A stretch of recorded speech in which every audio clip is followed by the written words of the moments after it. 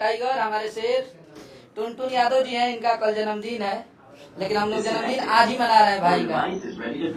ऐसे कि हमनी के जाते नहीं मैच देखे कोलकाता ऐसे भाई का आज हमनी के कल ना रह जाता। आज भाई देखिए ये हमारे किस्सा जानवा भजनवा गावेला रघुराई के ओ अछुआला पकहेला कि हमारा के खाई के अभी अरे किछुआला पे तो होता कि हमारा के खाई के सजना भजनवा गावेला रघुराई के सजना भजनवा गावेला रघुराई के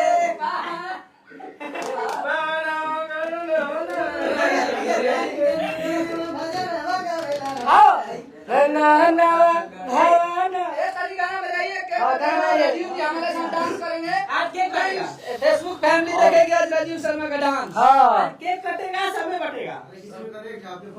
ये देखिए केक है और बाबा लोग जा रहे हैं मैच देखने इंडिया और कोलकाता में कल प्रोग्राम है मतलब मैच देखने का।